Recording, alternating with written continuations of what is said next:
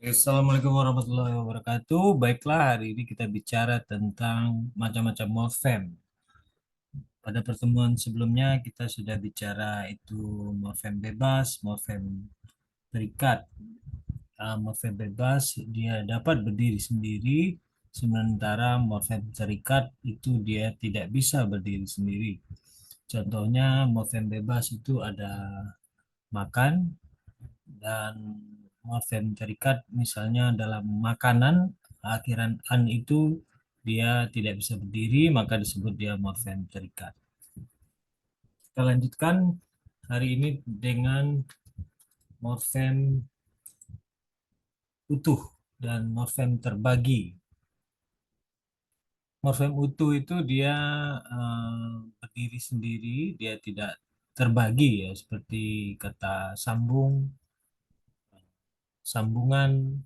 An itu dia utuh ya, sambung tambah an itu utuh dia, sambung juga utuh. Nah, berbeda dengan kesinambungan. Kesinambungan itu terdiri dari sinambung ditambah kean. Nah, kean ini yang disebut dengan terbagi dia. Jadi kata kesinambungan itu terdiri dari sinambung ditambah kean atau disebut juga konflik tuh. Nah, dia ada eh, di antara, maksudnya kata sinambung itu tidak berarti kesinambung ya, tidak bisa dipisahkan ya, atau sinambungan juga tidak bisa, maka kean itu disebut dengan morfem terbagi. Nah, begitu juga dengan bahasa Arab, contohnya kah, tebah itu, kah, teh, dan beh itu adalah morfem. Dan kemudian ada morfem tersebut bisa menjadi kataba, katabat, katabta, katabti, katabtu, maktabun.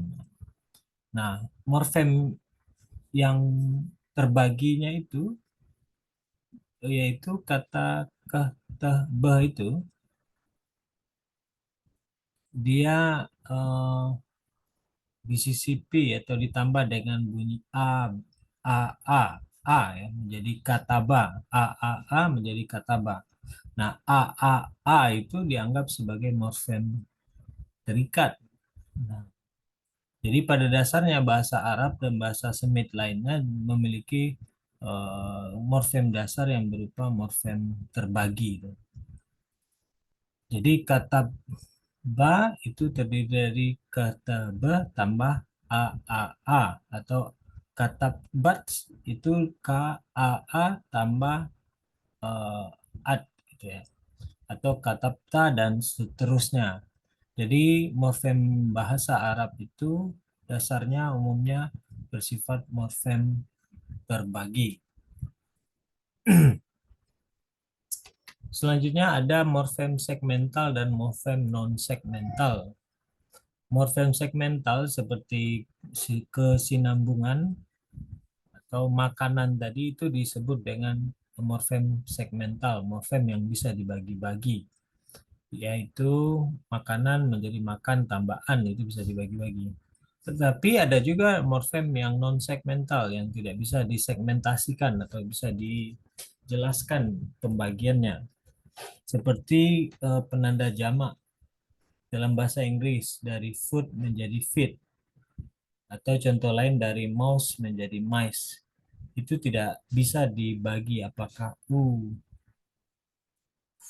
u itu menjadi i feed, tidak bisa begitu karena tidak bisa dicarikan dalam